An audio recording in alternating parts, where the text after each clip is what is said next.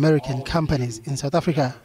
Here, they are meeting to discuss ways of promoting youth entrepreneurship in this country.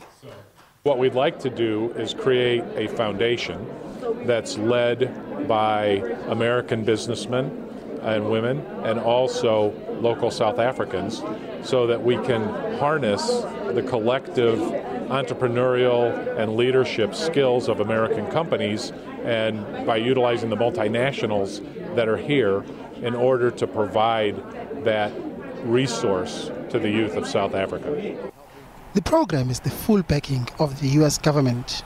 We all know that we have a very pronounced crisis in youth employment and opportunities for young people, not only in South Africa, but throughout the continent. There are 200 million young people between the ages of 15 to 24 years old in Africa, and fully 75 million of them are out looking for a job right now, looking for opportunities, looking for training. The business group also supports the government's fight against attempts by some U.S. lawmakers to have South Africa excluded as a beneficiary of America's Africa Growth and Opportunity Act next year.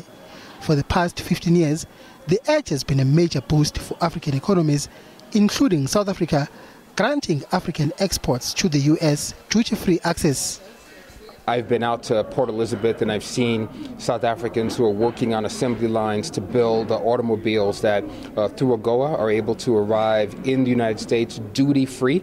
And last year alone, 60,000 cars from Port Elizabeth went to the States. That grows real jobs here, and I know that it's of consequence. What AGOA is for is to develop economies, to raise Africans from poverty levels to the middle class.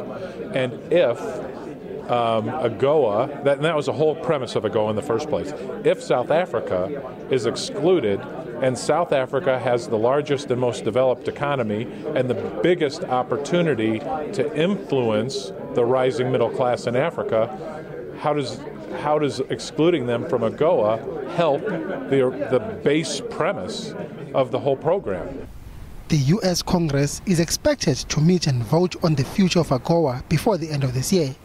Mbongeni Muchwa, SABC News, Johannesburg.